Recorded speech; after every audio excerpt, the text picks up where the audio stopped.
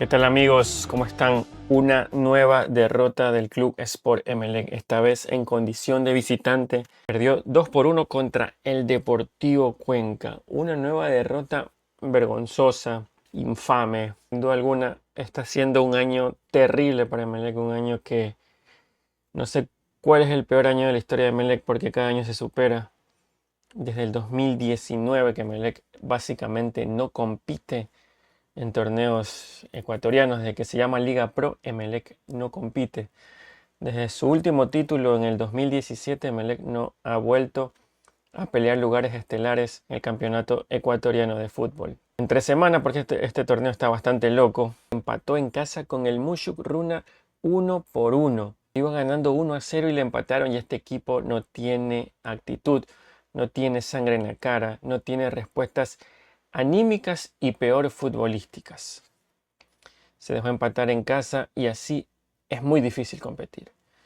Un Mushurruna que en la fecha de hoy perdió, como casi todos los fines de semana o cada que juega. Pero Emelec sí se le llevó un punto. Un Emelec que es un plantel corto, un equipo que no tiene ideas futbolísticas. Un equipo a la deriva en cuanto a dirigentes, en cuanto a personal de fútbol, en cuanto a un director técnico. El día de hoy, cuando tenía que recuperar esos puntos perdidos, pues pasó lo de siempre.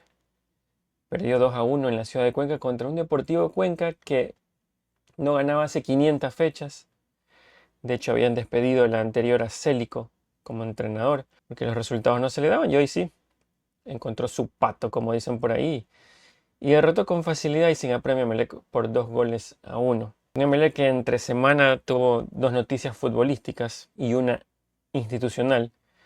Vamos con la institucional, fue la asamblea de socios. Se determinó que el pasivo de Emelec es de más de 40 millones de dólares. Un pasivo, llámese deuda, Emelec lo ha ido arrastrando desde las administraciones de Pileggi, las administraciones de Guzmán y la administración de otro que ni siquiera me acuerdo, creo que es Avilés el apellido. Pero lo que mucha gente no te dice, muchos hinchas no te dicen que son vivos en la SIGNEME, el gran problema de déficit y de pasivo de Emelec comenzó con la SIGNEME. ¿Cuándo arranca el dinero de Emelec? El problema financiero de Emelec arranca, y la mayor parte de la deuda del equipo, es la remodelación del estadio George Capwell. Cuando se lo hizo, se dijo que era un préstamo con el Banco del Pacífico, claro está, que de hecho, incluso por eso llegaron las teorías de que Correa ayudaba a Emelec cuando fue un préstamo que le podían dar a cualquiera, no que nos regalaron plata. Ahí estamos con la deuda. Decían que ese préstamo estaba financiado llenando el estadio con una media de 25.000, 30.000 personas, con la venta de jugadores, que en el tiempo de Neme, hay que decirle,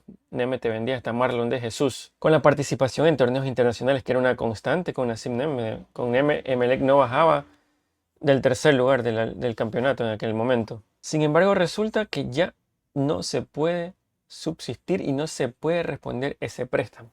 La pregunta es, ¿qué hizo Neme con el dinero? ¿Dónde está el dinero de la venta de Marlon de Jesús, de Gaibor, de Joao Rojas, Miller Bolaños, Ángel Mena y un sinnúmero de jugadores que vendió Emelec? Y si tú te pones a sumar, tranquilamente Emelec tiene que haber vendido por cerca de 50 millones de dólares. Yo sé que ese campeonato costaba dinero, sin embargo, con taquilla y con derechos de televisión estaba más que financiado. Sin embargo, los problemas económicos con Neme comienzan con ese contrato infame a Rescalvo, ese estafador que Emelec terminó pagándole cuando no se quería ir. Neme no lo quería sacar. Con contratos extraños como el de Las Bangoura y muchos otros jugadores que tienen demandado a Emelec desde la época de Nassim Neme. Ahí está el otro caso de este jugador Vega también, Leandro Vega. Entonces no me vengas a decir que los problemas de Emelec comienzan con Pileggi o con Guzmán. ¿Que se agudizan? Sí, porque Emelec dejó de competir, Emelec dejó de percibir valores por Copa Libertadores, por Copa Sudamericana. Y eso hace que el equipo hoy esté con un pasivo de 40 millones que es casi, te diría yo, impagable en el corto y mediano plazo. No hay alternativas porque si bien muchos quieren agarrar, es como que no supieran que Emelec tiene un tal pasivo y resulta que pueden pagar unos valores y después ya no pueden. Como el caso ahora de Emelec. David Jiménez, que ya no se hace presente, que ya no sale a dar declaraciones, que básicamente ganó porque se presentó con Cristian Novoa. Cuando uno pensaba que por lo menos de fútbol se iba a saber y te arman esta basura de equipo que te armaron para este año 2026. Ahora David Jiménez tiene 7 prohibiciones FIFA y Emelec no pudo contratar cuando Emelec necesita cerca de 10, 12 jugadores para competir este torneo. Una Liga Pro que Independiente tiene como 20 puntos arriba del segundo. Es increíble realmente la situación.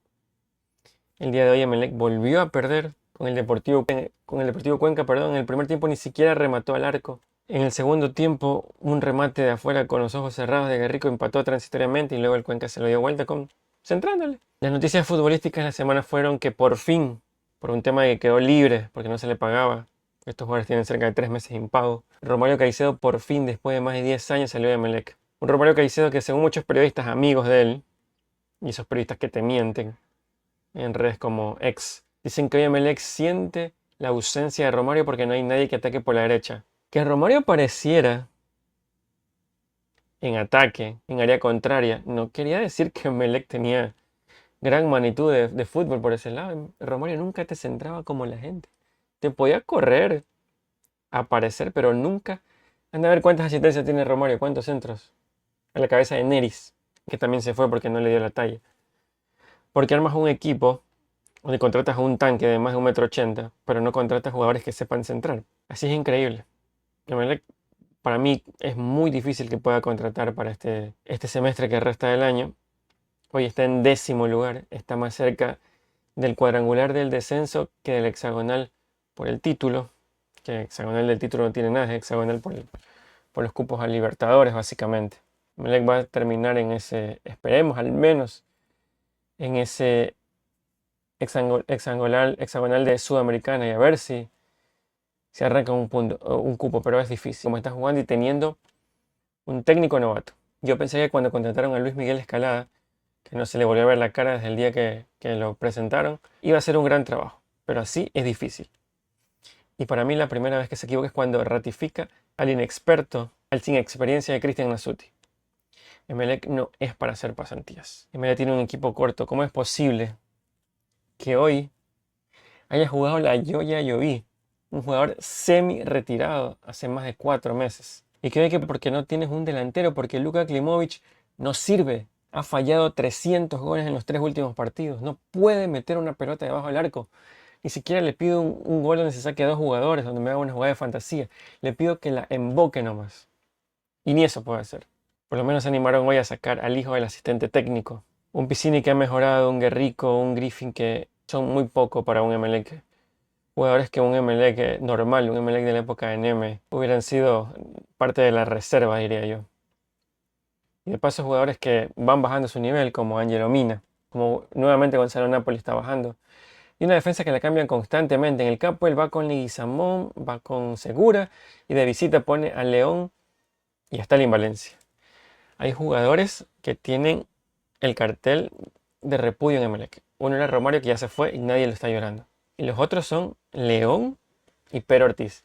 Jugadores sinónimo de derrota, de fracaso. Una derrota más para Emelec y cada vez se hace más difícil el torneo para el cuadro ex millonario, diría yo, a este. No olvides darle like, suscribirte y comentar. Yo creo que tanto Emelec como Barcelona, que ahora les pintan la cara fácilmente en su cancha, y con esas deudas que tienen, no va a haber otro camino que venderlos al mejor postor. Alguien que se haga cargo y lo trate como una empresa, porque así es imposible. Nos vemos la próxima. Chau.